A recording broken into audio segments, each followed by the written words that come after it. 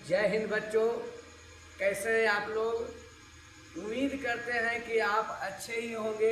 मैं चंदन कुमार आप सभी का स्वागत करता हूं ए टू जेड क्लासेस में। चलिए आप लोग को ले चलते हैं बहुत ही बेहतरीन टॉपिक, केमिस्ट्री का बहुत ही बेहतरीन चैप्टर जिससे ऑब्जेक्टिव हमेशा पूछा जाता है।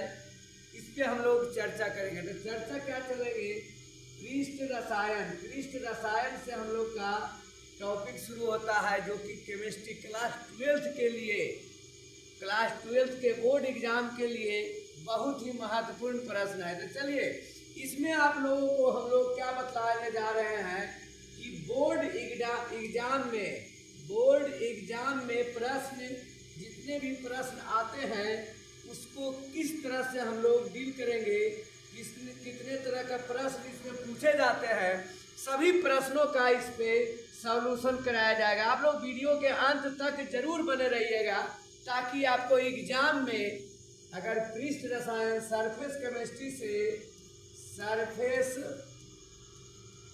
केमिस्ट्री से प्रश्न नहीं छूटे, ये गारंटी रहेगा। आप लोग अगर जो अंत तक वीडियो देखिएगा तो कितने तरह के प्रश्न पूछे जाने की संभावना है, या कितने तरह के प्रश्न पूछे जा चुके हैं, या आगे बोर्ड एग्जाम में पूछे जाएंगे, उस पर यहाँ चर्चा होगी और उसके प्रश्न का सॉल्यूशन कराया जाएगा।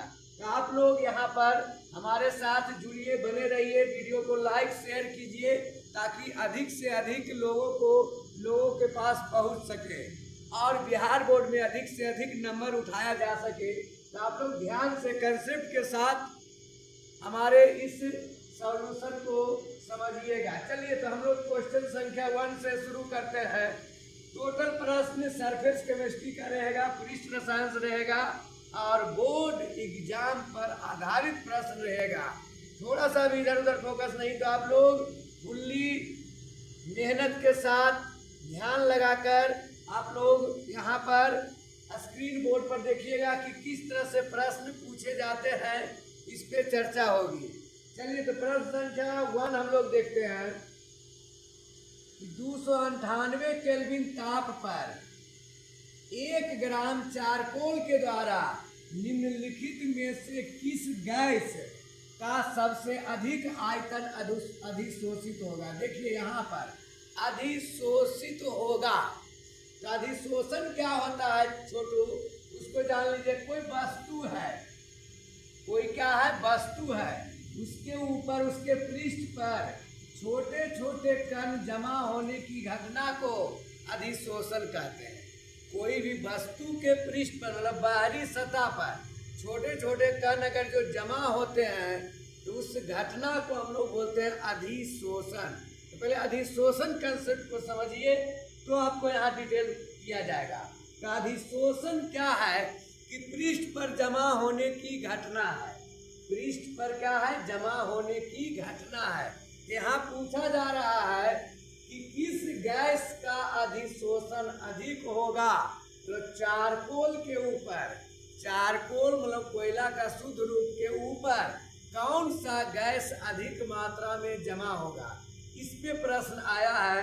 तो इस टॉपिक को हम लोग कंसेप्ट के साथ सॉल्यूशन करते हैं। सबसे पहले किस गैस का अधिशोषण अधिक होगा, उसका पॉइंट हम लोग को समझाते हैं कि यदि क्रांतिक ताप अधिक होता है, याद रखिएगा चला लोग, क्रांतिक ताप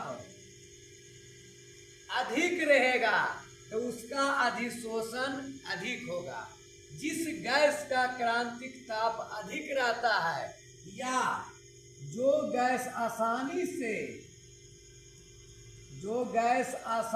से द्रव्य में बदल जाता है, उस गैस का अधिशोषण अधिक होगा। कंसेप्ट समझिए क्या है अधिशोषण का, कि जो गैस का क्रांतिक ताप अधिक होगा, या जो गैस आसानी से द्रव्य में बदल जाते हैं, उसमें अधिशोषण की क्रिया अधिक, वो पहले जाके पृष्ठ पर चिपकेगा। यहाँ पर हमारा ऑप्शन है H2 CH4 CO2 NH3। इसमें सबसे अधिक क्रांतिक ताप NH3 का होता है। और ये आसानी से अमोनिया आसानी से द्रवीभूत हो जाता है और द्रव में बदल जाता है। अमोनिया गैस जो है आसानी से द्रव अवस्था में चला जाता है। क्यों? क्योंकि इसका क्रांतिक ताप अधिक होता है। तो यहाँ आंसर हमारा क्या होगा? अधिक आयतन अधिशोषित होता है, तो क्या आंसर होगा? Ammonia NH3, option number D. चलिए, क्लियर हो गया ये कंसेप्ट। आगे बढ़ते हैं। वीडियो अच्छा लग रहा होगा तो लाइक और कमेंट जरूर करें। लाइक और कमेंट में कमी नहीं करना है। आप लोग सेकेंड नंबर क्वेश्चन में आइए। निम्नलिखित में से किस विधि के द्वारा कोलाइड विलयन का शोधन किया जाता है? शोधन मतलब होता है शुद्धिकरण। याद रखिएगा, शोधन मतलब क्या होता है? शुद्धिकरण। अभी तक आप चैनल को सब्सक्राइब नहीं किए हैं तो चैनल को सब्सक्राइब जरूर कर लीजिए। लाइक वीडियो नहीं किए तो वीडियो को लाइक जरूर कर लीजिए। चलिए, तो हम लोग चलते हैं सेकेंड नंबर क्वेश्चन में कि कोलाइड विलयन का शोधन शुद्धिकरण किस विधि द्वारा किया जाता है? पहले कोलाइड विलयन 3 प्रकार का होता है। एक वास्तविक विलयन, एक कोलाइड विलयन और एक होता है निलंबन। एक क्या होता है? निलंबन। तो सबसे पहले हम कोलाइड विलयन का कंसेप्ट देना चाहते हैं कि कोलाइड विलयन के जो कण होते हैं वो वास्तविक विलयन के कण से बड़ा होता है और निलंबन के कण से छोटा होता है। तो उसको हम लोग क्या बोलते हैं? कोलाइड विलयन। क्या बोला जाता है? कोलाइड विलयन। तो यहाँ उसका शुद्धिकरण किस विधि से होता है? तो याद रखिएगा चला, अपोहन विधि। कौन विधि? अपोहन विधि। तो प्रश्न संख्या 2 का आंसर सी हो गया, अपोहन। प्रश्न संख्या 3 देखते हैं। रासायनिक अधिशोषण अभिक्रिया है। रासायनिक अधिशोषण अभिक्रिया क्या है, कैसा अभिक्रिया है, वो जानना है। तो अधिशोषण 2 प्रकार के होता है। अधिशोषण 2 प्रकार का होता है। कौन कौन चला? एक होता है भौतिक अधिशोषण और दूसरा होता है रासायनिक अधिशोषण। अधिशोषण कितना टाइप का? 2 प्रकार का, भौतिक अधिशोषण और रासायनिक अधिशोषण। तो अधिशोषण में पृष्ठ पर कमजोर बल के द्वारा जमा है, कमजोर बल के द्वारा जमा है तो भौतिक अधिशोषण। अब मजबूती से अभिक्रिया करके चिपक गया है पृष्ठ के ऊपर तो उसको बोलेंगे रासायनिक अधिशोषण। तो अगर कमजोर बल से रहेगा तो उसको हटा सकते हैं। छोटे छोटे कण कमजोर बल से अगर जो भौतिक अधिशोषण है तो उसको हटा सकते हैं, लेकिन रासायनिक बल के द्वारा इसमें चिपका हुआ है तो उसको हटाया नहीं जा सकता है। तो जो पुनः वापस नहीं हो सकता है तो उस अभिक्रिया को बोलते हैं अनुत्क्रमणीय अभिक्रिया। तो रासायनिक अधिशोषण में एक बार कण पृष्ठ पर चिपक गया तो उसको हटा नहीं सकते हैं तो उसको बोले कौन अभिक्रिया? अनुत्क्रमणीय। अब अगर चिपक गया फिर से उसको हटा देंगे तो उसको बोलेंगे उत्क्रमणीय। तो भौतिक अधिशोषण में क्या होता है? उत्क्रमणीय होता है। भौतिक अधिशोषण में कमजोर बल से ऊपर पर धरा हुआ रहता है। जैसे हम लोग कोई भी गेंद है तो उस पर ऊपर गर्दा उर्दा धूलकण का कण बैठ जाता है तो उसको पोंछ के साइड उसको साफ सुथरा करके फिर से उसको हटा दिया जाता है ऊपर वाला कण को, तो वो उत्क्रमणीय अभिक्रिया कहलाती है। फिर से वापसी हो जाएगा तो उत्क्रमणीय। वापसी नहीं हो रहा है, पहले के जैसा नहीं हो रहा तो उसको बोलेंगे अनुत्क्रमणीय। तो रासायनिक अधिशोषण द्वारा चिपक गया है इस पे तो उसको बोला जाएगा क्या? अनुत्क्रमणीय अभिक्रिया। तो रासायनिक अधिशोषण कैसा अभिक्रिया है? अनुत्क्रमणीय अभिक्रिया। आप लोग को ये तीनों प्रश्न सॉल्यूशन के साथ समझाया गया है। आप स्क्रीनशॉट ले सकते हैं बाद में इसको समझने के लिए, लिखने के लिए। वीडियो को लाइक और शेयर जरूर कीजिए। चैनल में पहली बार जुटे हैं, सब्सक्राइब नहीं किए तो चैनल को सब्सक्राइब जरूर कर लीजिए। नेक्स्ट दिन जब हम लाइव आएंगे तो आपको आसानी से नोटिफिकेशन जाएगा। आपको प्रत्येक चैप्टर का सॉल्यूशन कराएंगे। केमिस्ट्री का, केमिस्ट्री में नंबर 1 लाना है, इसके लिए आपको मेरे साथ प्रत्येक दिन लाइव क्लास में जरूर जुड़ना पड़ेगा। प्रत्येक चैप्टर को लॉजिक के साथ ऑब्जेक्टिव का सॉल्यूशन, उसके बाद सब्जेक्टिव का भी सॉल्यूशन कराएंगे। तो आप लोग इसको स्क्रीनशॉट ले लीजिए। नेक्स्ट प्रश्न की ओर हम लोग चलते हैं। तो नेक्स्ट प्रश्न में हम लोग चलते हैं। क्या है नेक्स्ट प्रश्न, ध्यान देना है। क्वेश्चन नंबर 4 हम लोग चलते हैं। क्वेश्चन नंबर 4 हम लोग चलते हैं कि क्या कहता है क्वेश्चन नंबर 4। चलिए स्क्रीन पर आ गया हमारा क्या क्वेश्चन नंबर 4 क्या है, ध्यान से देखिए। क्वेश्चन नंबर 4 आ गया, निम्न में से किसमें टिंडल प्रभाव नहीं पाया जाता। मतलब इस टाइप के विलयन में टिंडल प्रभाव नहीं पाया जाता। यहाँ नहीं शब्द लगाया, नहीं शब्द लगा दिया कि किसमें टिंडल का वास्तविक विलयन जो होता है उसमें टिंडल प्रभाव नहीं पाया जाता। वास्तविक विलयन कहते किसको है कि जल में अगर जो ऊपर से विलय मिलाते हैं, घुलने वाला पदार्थ मिलाते हैं और पूर्ण रूप से घुल जाता हो। जैसे जल में चीनी मिलाएंगे तो चीनी जो है पूर्ण रूप से घुल जाता है, या ग्लूकोज मिलाते हैं तो पूर्ण रूप से घुल जाता है। तो उस टाइप का जो विलयन बनता है पूर्ण रूप से घुलने वाला विलयन, तो उसको बोलते हैं वास्तविक विलयन। तो वास्तविक विलयन में टिंडल प्रभाव दिखाई नहीं पड़ता। यहाँ देखिए आंसर क्या है, चीनी के घोल, मतलब चीनी का जो घोल, घोल मतलब विलयन होता है। घोल का मतलब क्या होता है चला, विलयन। विलयन मतलब चीनी को जल के साथ घोला गया है। चीनी को जल के साथ घोलेंगे तो वो वास्तविक विलयन बनेगा, तो इसमें टिंडल प्रभाव दिखाई नहीं देगा। तो आंसर क्या हो जाएगा, ए, चीनी का घोल, चीनी का घोल। प्रश्न संख्या 5 में हम लोग चलते हैं। एलम, पहले एलम क्या है ये बताते हैं। तो एलम मतलब होता है फिटकिरी। एलम बोलते हैं हम लोग, फिटकिरी को बोलते हैं। आप लोग फिटकिरी देखे होंगे, घरेलू उपयोग में भी फिटकिरी हम आप लोग देखे होंगे। तो फिटकिरी क्या रहता है, फिटकिरी का काम क्या है। फिटकिरी देखिए, एलम का नाम होता है फिटकिरी। शुद्धिकृत करता है, मतलब शुद्धिकरण करता है कीचड़ युक्त जल को। मतलब जल में मिट्टी मिला हुआ है, जल में क्या मिला हुआ, मिट्टी, तो कीचड़ बनेगा।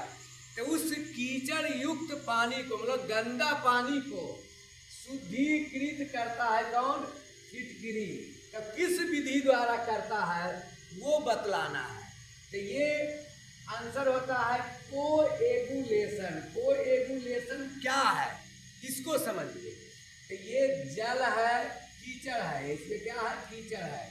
तो कीचड़ में 2 चीज रहता है, मिट्टी रहता है और पानी रहता है। ध्यान दीजिएगा, कीचड़ बनता है मिट्टी और पानी से। अब मिट्टी और पानी के यहाँ गंदा पानी में फिटकिरी डाल देते हैं। तो फिटकिरी का काम क्या रहता है, जो मिट्टी वाला कण रहेगा उसको जमा देता है, मतलब गाढ़ा करके पेंदी में बैठा देगा। मिट्टी वाला पेंदी बैठ जाएगा, पानी जो है ऊपर चला जाता है, ऊपर साफ पानी दिखाई देगा। आप लोग घर में भी इसको कर सकते हैं। घर में गंदा पानी को, मिट्टी युक्त पानी ले लीजिए गिलास में, उसमें फिटकिरी का टुकड़ा डाल दीजिए। फिटकिरी का टुकड़ा डालते ही देखिएगा मिट्टी का कण धीरे धीरे क्या हो जाएगा, बैठ जाएगा।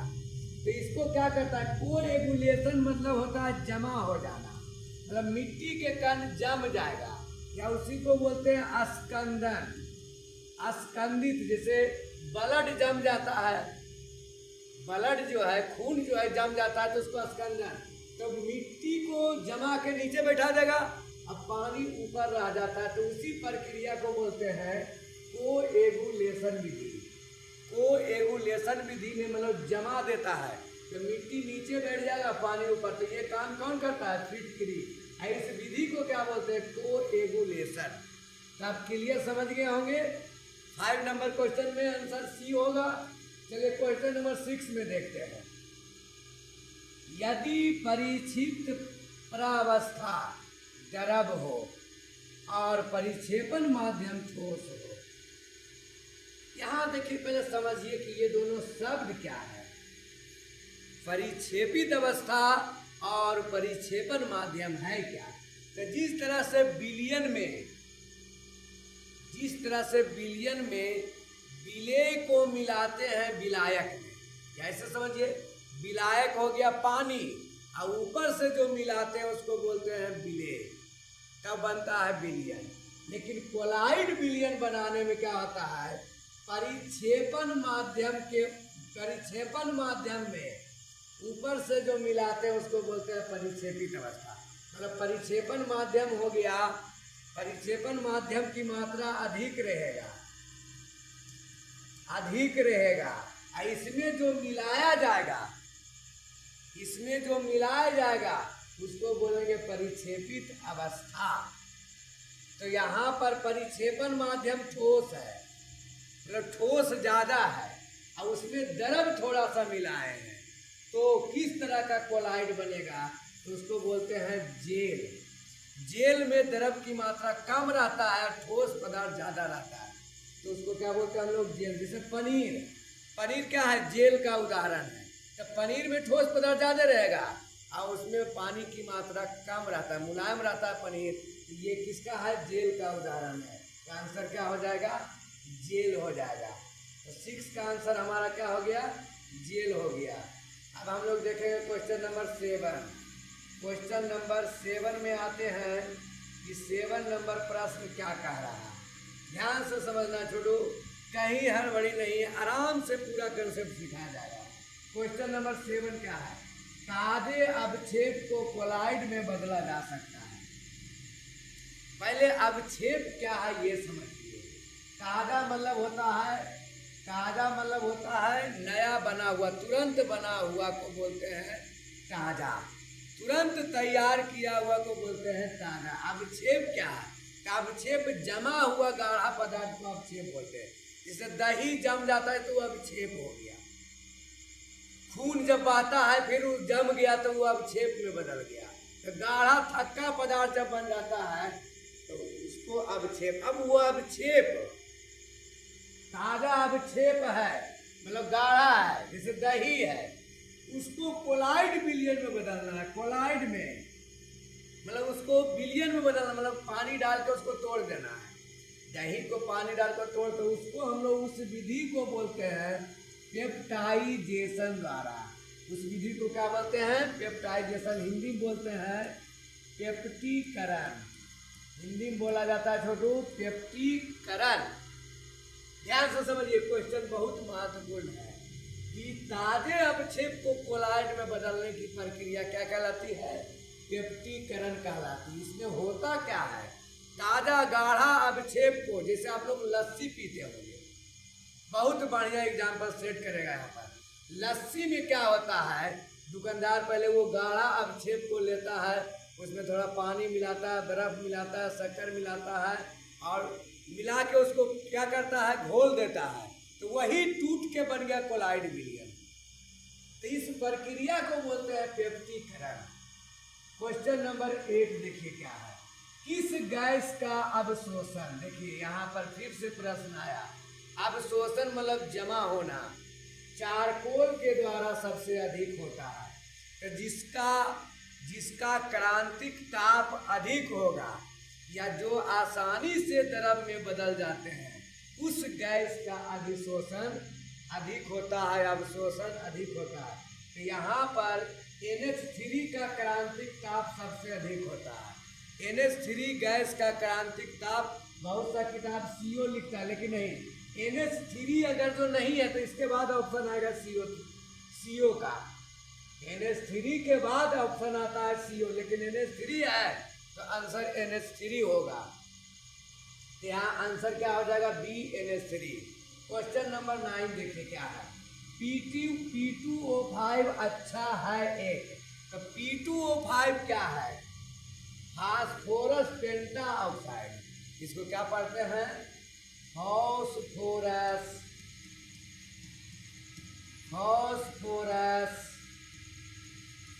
पेंटा ऑक्साइड। चलिए ध्यान से समझिए, P2O5 नाम क्या, फास्फोरस पेंटा ऑक्साइड। क्या काम करता है, तो ये जो होता है जल शुष्कक होता है। ये क्या होता है, जल शुष्कक। शुष्कक मतलब उसको शोषित करने वाला, तो जल को अवशोषित करता हो। जल को क्या करता है, तो वो एक अवशोषक का काम करता है।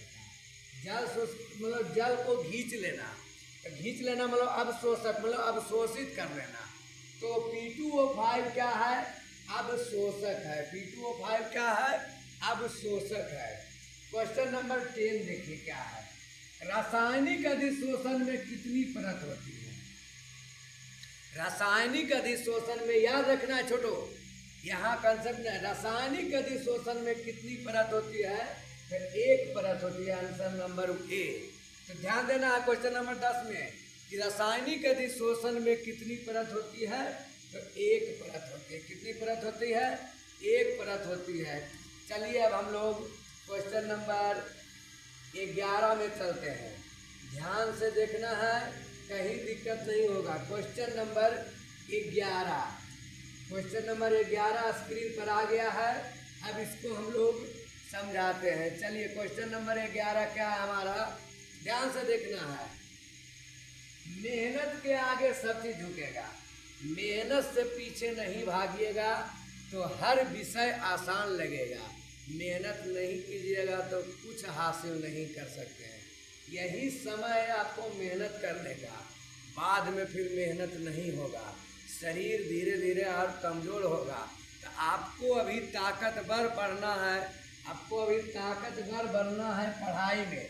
पढ़ाई एक ऐसा ताकत है जिससे आप सब हासिल कर सकते हैं। तो यहाँ पर देखिए क्या क्वेश्चन नंबर 11 में, तेल को वसा में बदलने हेतु प्रयुक्त उत्प्रेरक। तेल है तो तेल के अंदर क्या रहता है, वसा रहता है, फैट रहता है। तो तेल को वसा में बदलना मतलब पानी की मात्रा अलग कर देना है, अब प्योर वसा अलग करना है। तो उसके लिए क्या मिला जाता है, कौन सा उत्प्रेरक मिला जाता है, तो याद रखिएगा निकेल। कौन सा उत्प्रेरक मिला जाता है, निकेल, Ni संकेत होता है। क्वेश्चन नंबर 12, दूध एक उदाहरण है। तो दूध में क्या होता है, दूध जो है जल में वसा मिला हुआ रहता है, जल में वसा मिला हुआ रहता है, मतलब जल रहेगा और उसमें फैट जो छाली बनता है वो फैट अलग हो जाता है। दूध को गर्म करते हैं तो छाली जो बन जाता है वही वसा रहता है और पानी रहता है। या आप बोल सकते हैं दूध जब फट जाता है तो देखते होंगे पानी अलग हो जाता है, फैट वाला पदार्थ अलग हो जाता है। तो मतलब दूध में तो ये वसा मिला हुआ रहता है, तो उसको बोलते हैं इमल्सन। इमल्सन या उसी को पायस बोला जाता है। हिंदी में पायस होता है, अंग्रेजी में इमल्सन होता है। तो दूध एक उदाहरण है किसका, इमल्सन का या पायस का बोल सकते हैं। क्यों पायस का उदाहरण है, क्योंकि इसमें जल में क्या मिला है, वो मिला हुआ रहता है, वसा मिला हुआ रहता है। जल में जैसे चीनी मिलाते हैं वैसे जल में तेल मिला देंगे। वसा का मतलब तैलीय पदार्थ, वसा का मतलब तैलीय पदार्थ, घी हो गया। तो ये क्या हो गया, जल में तेल मिला हुआ रहता है, इसलिए क्या है, पायस का उदाहरण है। क्लियर, कंसेप्ट क्लियर हो गया। चलिए क्वेश्चन नंबर 13 में चलते हैं। क्या सामान्य ताप एवं दाब पर, प्रश्न को समझिए। सामान्य ताप मतलब कमरे का ताप जो होता है, और दाब पर किसी गैस के 1 मोल का आयतन, यहाँ ध्यान रखना है, 1 मोल का आयतन कितना होता है, तो 22.4 लीटर या 22,400 मिलीलीटर। मिलीलीटर में बोलेगा तो 22,400 और लीटर में बोलेगा तो 22.4 लीटर। 1 मोल गैस का आयतन होता है, 1 मोल गैस का आयतन होता है 22.4 लीटर। तो आंसर नंबर बी होगा। इसको ध्यान से समझिएगा, किसी भी कोई भी गैस रहेगा, 1 मोल गैस है तो उसका आयतन होगा 22.4 लीटर। क्वेश्चन नंबर 14 देखिए क्या कह रहा है, निम्नलिखित में सबसे प्रबल लुईस अम्ल है। सबसे प्रबल लुईस अम्ल कौन होता है, तो सबसे प्रबल लुईस अम्ल का काम क्या है। लुईस अम्ल का जो आसानी से टूटता है, तो यहाँ प्रबल लुईस अम्ल क्या है, Bi3, क्योंकि इसका बी और आई के बीच साइज जो होता है, बंधन का साइज बड़ा होता है। तो यहाँ सबसे आसानी से लुईस अम्ल कौन है, Bi3 है। आसानी से लुईस अम्ल कौन है, Bi3। चलिए क्वेश्चन नंबर 15 देखिए क्या है। क्वेश्चन नंबर 15, जातव झिल्ली, पहले इसको समझिए। मेम्ब्रेन बोलते हैं, मेम्ब्रेन, ये सेमी मेम्ब्रेन जिसको अर्धपारगम झिल्ली भी बोल सकते हैं, में छन जाने वाला, मतलब छना जाने वाला, मतलब पार हो जाता हो, छन जाने वाला विलियन कहलाता है। जो जातव झिल्ली में छना जाता है उस विलियन को हम लोग बोलते हैं समांगी विलियन। याद रखना है, जो जातव झिल्ली में छना जाता है छोटो, उसको हम लोग बोलते हैं समांगी विलियन, उसको हम लोग बोलते हैं समांगी विलियन। मेहनत कीजिए, मेहनत के साथ प्रैक्टिस कीजिएगा, आसानी से याद होगा। पढ़ाई कोई कठिन नहीं है, आप प्रैक्टिस नहीं करते हैं। जितना ज़्यादा प्रैक्टिस होगा उतना ज़्यादा आसान होगा। तो प्रैक्टिस में कमी नहीं करना। आपका अभी जो उम्र होता है 10 साल से लेके 25 बरस का बीच का जो आयु होता है, केवल ज्ञान को ग्रहण करने का आयु होता है। तो जितना अधिक से अधिक मेहनत करके प्रैक्टिस कीजिए, यही समय है प्रैक्टिस का। उसके बाद नया चीज़ आप नहीं सीख, 25 बरस के बाद कोई नया चीज़ नहीं सीखता है। तो 10 बरस से 25 बरस के बीच मेन सीखने का समय है। अब आप लोग, हम उम्मीद करते हैं कि आप लोग जितने भी वीडियो देख रहे हैं इसी उम्र के बच्चे होंगे। तो आप लोग मेहनत कीजिए, जी जान लगा दीजिए, अपने भविष्य को बनाने के लिए जी जान लगा दीजिए। अभी फिलहाल आपके सामने बोर्ड एग्जाम है, अभी फिलहाल आपके सामने बोर्ड एग्जाम है। पहले उस बोर्ड एग्जाम को तोड़िए, तो उसके बाद आगे का रास्ता आसान होगा। तो मेहनत में कमी नहीं करना है। क्वेश्चन नंबर 16 देखिए क्या है। निम्नलिखित में कौन कोलाइड घोल नहीं है? निम्नलिखित में कौन कोलाइड विलियन या कोलाइड घोल नहीं है? तो देखिए, जल जो है कोलाइड घोल नहीं है। गोंद जो है कोलाइड विलियन है, दूध भी कोलाइड विलियन है, धुआं भी कोलाइड, लेकिन जल जो है शुद्ध अवस्था में रहता है, तो ये कोलाइड घोल नहीं है। तो आंसर ए होगा। आंसर क्या होगा? ए। क्वेश्चन नंबर 17 देखिए। टिंडल प्रभाव प्रदर्शित होता है। बताए थे कि टिंडल प्रभाव वास्तविक विलियन में नहीं प्रदर्शित होता है, कोलाइड विलियन में प्रदर्शित होता है। तो यहाँ पर क्या कर रहा है? टिंडल प्रभाव प्रदर्शित होता है, तो किसमें? कोलाइड में। किसमें? कोलाइड में। तो आंसर सी हो जाएगा, कोलाइड द्वारा। टिंडल प्रभाव प्रदर्शित होता है किसके द्वारा? कोलाइड के द्वारा। क्वेश्चन नंबर 18 देखिए क्या कह रहा है। अपमार्जक को कहा जाता है। अपमार्जक साबुन या डिटर्जेंट को बोलते हैं। आप लोग कपड़ा धोने वाला साबुन देखे होंगे या सर्फ देखे होंगे। तो साबुन, सर्फ, ये सब जो डिटर्जेंट है, तो ये इसको, उसी को अपमार्जक। अपमार्जक का काम क्या रहता है? पृष्ठ के ऊपर, जैसे साबुन तो पृष्ठ के ऊपर लगाते हैं, अब पृष्ठ के ऊपर का जो गंदगी है उसको हटावेगा। जैसे चेहरा में लगाए या शरीर में लगाए, तो शरीर के ऊपर के गंदगी को हटावेगा। शरीर के अंदर गंदगी है, खून गंदा है, या शरीर पेट में अनपचा है, खराब चीज खा ली है, तो उसको वो साफ नहीं करेगा। पृष्ठ के ऊपर वाला पदार्थ को साफ करता है। तो ये क्या है? अपमार्जक कहा जाता है। क्या? पृष्ठ सक्रिय, मतलब पृष्ठ के ऊपर सक्रिय रहता है। सक्रिय मतलब अभिक्रिया करना। जब पृष्ठ के ऊपर अभिक्रिया करता है, तो इसलिए अपमार्जक को कहा जाता है क्या? पृष्ठ सक्रिय। याद रहेगा। तो साबुन, सर्फ अपमार्जक है। और साबुन, सर्फ का काम क्या है? कपड़ा में लगाते हैं या शरीर में लगाते हैं, तो ऊपरी गंदगी को, पृष्ठ मतलब बाहरी सतह, तो बाहरी सतह के गंदगी के साथ अभिक्रिया करके उसको हटाने का काम करता है। इसलिए अपमार्जक को क्या बोला जाता है? पृष्ठ सक्रियन। क्लियर? यहाँ तक कंसेप्ट आपके पास क्लियर होगा। यहाँ तक कंसेप्ट आपके पास क्या है? क्लियर है। अब क्वेश्चन नंबर 19 में चलते हैं। क्वेश्चन नंबर 19 में मेहनत में कमी नहीं, मेहनत में कमी नहीं छोटू।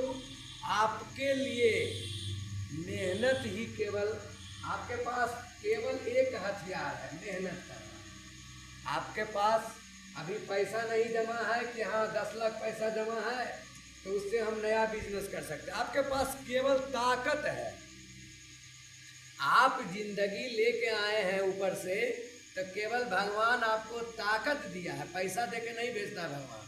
भगवान खाली हाथ भेजता है, खाली हाथ लेके चल जाता है, लेकिन ताकत देता है इतना कि आप उस ताकत से बहुत पैसा भी कमा सकते हैं या बहुत पैसा डुबा भी सकते हैं। जैसे आप अगर जो मेहनत करके नहीं पढ़िएगा तो माँ बाप के पैसा को डुबा रहे हैं, अब मेहनत करके पढ़िएगा तो उस ताकत से और उस पैसा से बहुत पैसा आप बना सकते हैं। तो आपके ऊपर, आप पर निर्भर करता है कि आप कितना ताकत लगाते हैं पढ़ाई में, क्योंकि ताकत जो होता है वो आपके पास अनलिमिटेड है, जो कभी खर्च खत्म नहीं होता है। ताकत आपके पास इतना भगवान भेजा है कि जो, या दिमाग भी इतना भेजा है कि जो कभी खर्च नहीं होता, जितना ज़्यादा खर्च कीजिएगा उतना बढ़ेगा। तो एक ही चीज़ आपका है कि ताकत लगाना है। चलिए तो क्वेश्चन नंबर 19 में देखते हैं। तेल तथा पानी के संयोग से बना कोलाइड विलयन कहलाता है। देखिए बताए थे इसको कि पानी में बसा मिलाइए या तेल मिलाए तो उसको हम लोग बोलते हैं इमल्सन।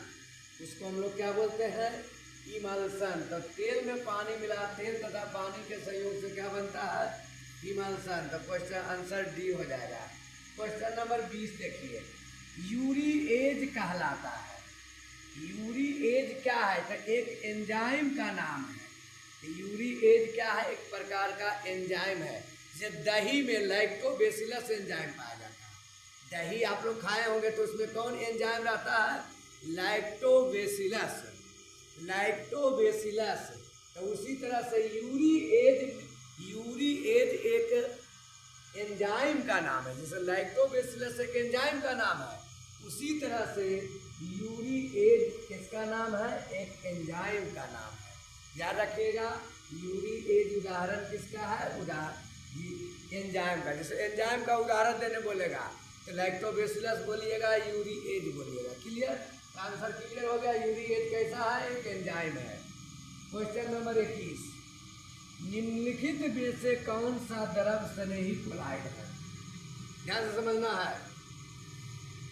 द्रव स्नेही कोलाइड है। देखिए सभी प्रश्न आपको लोग को ये 2012 में पूछा गया बिहार बोर्ड में। सभी प्रश्न आप लोग को बोर्ड से संबंधित या तो आने वाला या तो आ चुका है उस पर आधारित रहेगा। तो आप लोग प्रत्येक क्वेश्चन आपके लिए इम्पोर्टेंट है।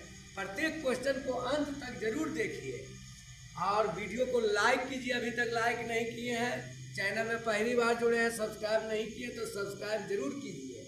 चलिए, निम्नलिखित में कौन द्रव स्नेही कोलाइड है? तो द्रव स्नेही कोलाइड किसको बोलते हैं? तो जो कोलाइड द्रव के साथ आसानी से मिल जाता है, मतलब परिक्षेपण माध्यम और परिक्षेपित अवस्था मिलकर कोलाइड बनता है। तो परिक्षेपण माध्यम और परिक्षेपित अवस्था के बीच में विशेष आकर्षण रहेगा तो उसको बोलेंगे द्रव स्नेही। द्रव स्नेही। तो यहाँ पर द्रव स्नेही कोलाइड कौन हो गया? गोंद। गोंद क्या होता है? द्रव स्नेही कोलाइड। याद रखिएगा क्या है? गोंद। Question number 20। क्वेश्चन नंबर 22 निम्न में से किसमें टिंडल प्रभाव संभव नहीं है? टिंडल प्रभाव संभव नहीं है। क्या बोले? वास्तविक विलयन में। तो शर्करा विलयन, शर्करा बोलते हैं चीनी को, शर्करा बोलते हैं चीनी। तो यहाँ पर देखिए चीनी वाला जो विलयन होगा उसमें टिंडल प्रभाव प्रदर्शित नहीं होगा, संभव नहीं होगा, क्योंकि ये वास्तविक विलयन का निर्माण करता है। चीनी जो है आसानी से घुल जाता है, पूर्ण रूप से घुल जाता है, इसलिए इसमें टिंडल प्रभाव दिखाई नहीं देता है। इसलिए इसमें टिंडल प्रभाव दिखाई नहीं देता है। चलिए अब हम लोग क्वेश्चन नंबर